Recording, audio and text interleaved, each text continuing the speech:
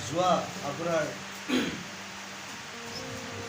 8/1/2011 তাৰিখে এইখন পৃথিৱীলৈ আমাৰ এটি সন্তান আহিছিলে তন্ময় নামেৰে।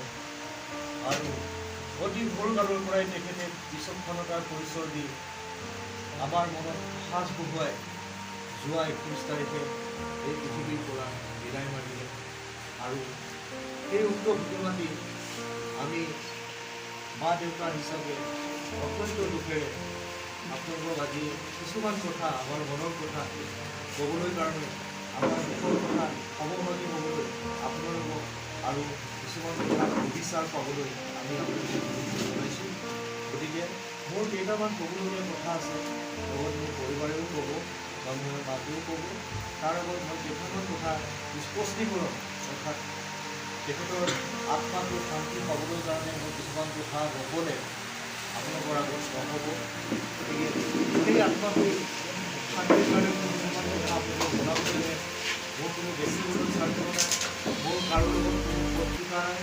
সকলোকে মই মৰমেৰে সকলোকে চেনেহৰে মই আঁকোৱালি লৈছিলোঁ আৰু বিশ্বাস কৰিছিলোঁ।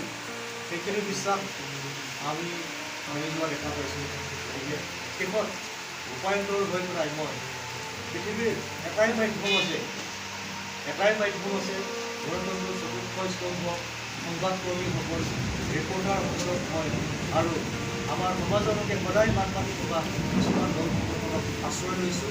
আপোনালোকৰ মাধ্যমেৰে মই কিছুমান কথা সমাজক জনাবলৈ কাৰণে বিচাৰিছোঁ।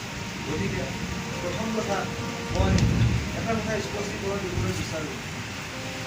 আমাৰ পুত্ৰটি যিবোৰ দুৰ্ঘটনা আমাৰ মাজৰ পৰা হেৰাই